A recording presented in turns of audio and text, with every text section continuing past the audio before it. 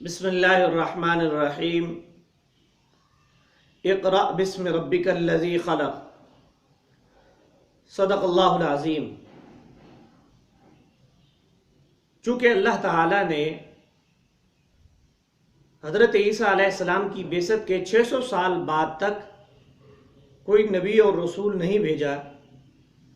یہاں تک کہ نبی خاتم المعصومین حضرت محمد مصطفیٰ احمد مجتبیٰ صلی اللہ علیہ وسلم کو مبعوث فرمایا، اور آپ صلی اللہ علیہ وسلم کی بعثت پر جو پہلی وحی نازل ہوئی ہے،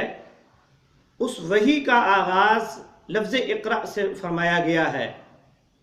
گویا کہ اس سے یہ بتانا مقصود ہے کہ ملت اسلامیہ کا مستقبل اور اس کا جو دار و مدار اور اس کی جو بقا اور دوام ہے وہ تعلیم کے ساتھ منسلک اور مرتبط ہے۔ بجز اس کے مسلمانوں کی حیات جو ہے، زندگی جو ہے، وہ قائم اور دائم نہیں رہ سکتی ہے۔ یہی وجہ ہے کہ پوری اسلام کی تاریخ کے اندر مسلمانوں نے تعلیمی تحریکیں بپا کی ہیں، اور اسی کا نتیجہ ہے کہ بر صغیر پاک و ہند کے اندر جب یہ دونوں ایک ساتھ ہوا کرتے تھے، انگریز کے آنے کے بعد ایسٹ انڈیا جب ملتوی ہو گئی، ختم ہو گئی، اور 1857 کی جنگ کے اندر مسلمان ناکامی سے دوچار ہوئے، تو اس کے نتیجہ میں بہت سے مسلمان مفکرین اور دانشوروں نے اس پر غور و فکر کیا کہ اب چونکہ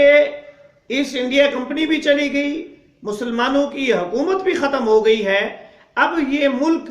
برطانویہ کے زیر اقتدار یا زیر تسلط آ گیا ہے، اور پھر برطانوی فوج یا برطانوی حکمران یا وائسرائے جو ہیں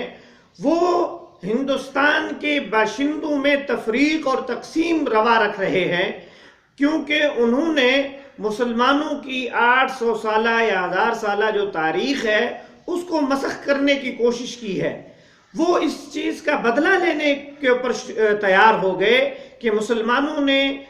مسلمان اب پھر بیدار ہو سکتے ہیں، لہذا اس بنیاد پر کہ مسلمان دوبارہ اقتدار حاصل کرنے کی جدوجہد کریں، وہ تعلیم حاصل کر کے، وہ تربیت حاصل کر کے، یا وہ ان کے اندر شعور اور آگہی کی معرفت ہو جائے، اور آپس میں محبت، اخوت، مودت، اپنا ہمدردی اور احساس کے جذبات بیدار ہو جائیں، کہ اس سے پہلے ان کا قلع کما کر دیا جائے۔ اس کے لیے انگریز نے اپنے ساتھ ہندوستان کے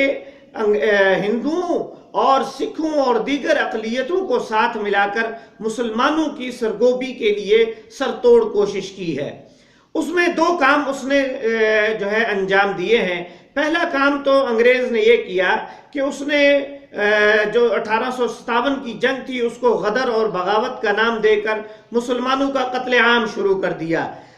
اور دوسرا کام یہ کیا کہ قتل عام سے جو کچھ بھی مسلمان کسی بھی طریقے سے بچ نکلے، محفوظ رہ گئے، ان لوگوں کے مستقبل کو تاریک بنانے کے لیے اس نے اپنا تعلیمی سسٹم رائج کیا۔ لارڈ میکالے کا تعلیمی نظام لایا گیا، اور وہ تعلیمی نظام ایسا تھا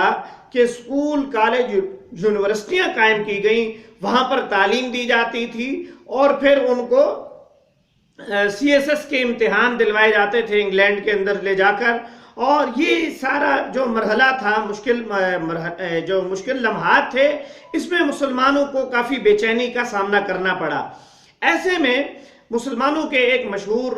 اپنا مفکر اور مورخ محقق ہیں سر سید احمد خان، ان کے دل کے اندر مسلمانوں کی اس زبوں حالی کا درد جاگ اٹھا، اور پھر انہوں نے پورے پنجاب کا دورہ کر کے جالندھر، گرداسپور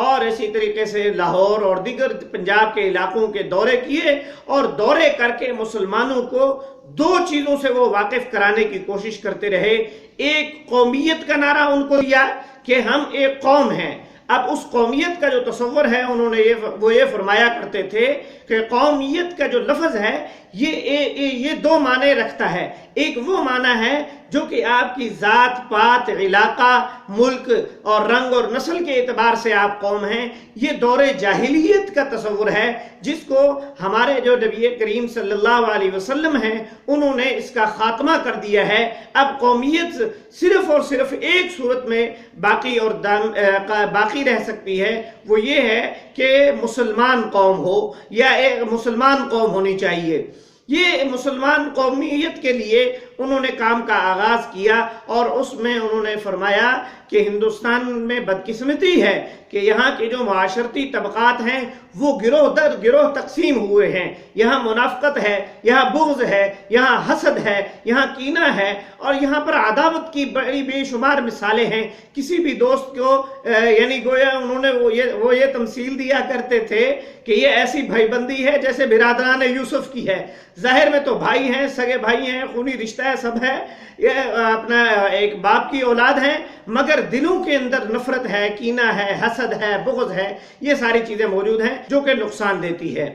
لہٰذا سر سید احمد خان نے ایک تو قومیت کے تصور کو اجاگر کیا، اس پر خطبات دیے، اس پہ تحریریں لکھی ہیں۔ مولوی سید اقبال علی نے ان کی تحریروں کو یکجا کیا، اس کو کتابی شکل میں جمع کر دیا۔ اور دوسرا کام انہوں نے تعلیم کے حوالے سے کیا، وہ یہ کیا کہ انہوں نے کہا کہ جو مدارس یا خانقاہوں کے اندر کی تعلیم ہے وہ عہد جدید کے تقاضے پورے نہیں کر سکتی ہے، اور مسلمانوں کو انگریز یا دشمن کے سامنے جو سینہ سپر ہونا ہے، جو مقابلہ کرنا ہے، جو اپنا نبرد آزما ہونا ہے، اس کی تیاری کے لیے ضروری ہے کہ مسلمانوں کی الگ علمی تحریک ہونی چاہیے، تعلیمی تحریک ہونی چاہیے، اور اس کے لیے اسکول اور مدرسہ یا مکتب جو ہے علی